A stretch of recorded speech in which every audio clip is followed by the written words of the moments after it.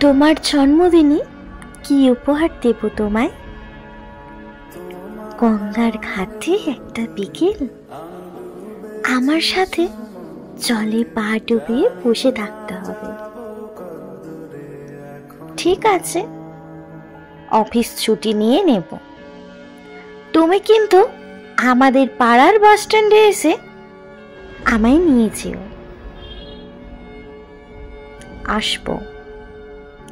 আচ্ছা শোনো, আর একটা জিনিস দেবে? দেব।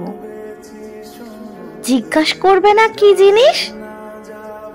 উফ, ঠিক আছে, একবার কপাল ছুঁতে দিও। এ আর এমন কথা কি? কপালে ঠোঁট ছুঁয়ে দিলে যদি তৃতীয় বিশ্বযুদ্ধ হয়? অসভ্য ছেলে একটা। ঠোঁট নয়, হাত দিয়ে ছুঁয়ে দেখো। বিয়ের আগে ওসব হবে না। তবে যে হ্যাঁ বললে, তুমি আজ তো একটা বদমাশ। এই বলে ফোনটা রেখে দিল তিতলি। তবে পার্থর জন্মদিনে ওরা গঙ্গার ঘাটে বসে সূর্যাস্ত দেখছিল। তিতলি আনমনে পার্থর বুকে মাথা রাখতেই পারত, সিগারেট পড়া ঠোঁটে ওর কপাল ছুঁয়ে দেয়।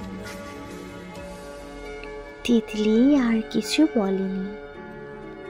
তবে ধর্মতলার ফুটপাত থেকে কেনা পার্থর সস্তা টি শার্ট ভেদ করে আস্ত কয়েকটা নিঃশ্বাস ওর বুকে উষ্ণতা রেখে দেয়। তিতলির চোখের কোণ ভিজে, কপালের ভিজে দাগটা গঙ্গার বুক থেকে বাতাস এসে উড়িয়ে নিয়ে গেল। তিতলির বুকে একটা ছাপ রেখে যায়। ও ছাপ ভবিষ্যতের, ভালো খারাপের হিসেব নয়, আবেগের গল্প থাকে ওতে।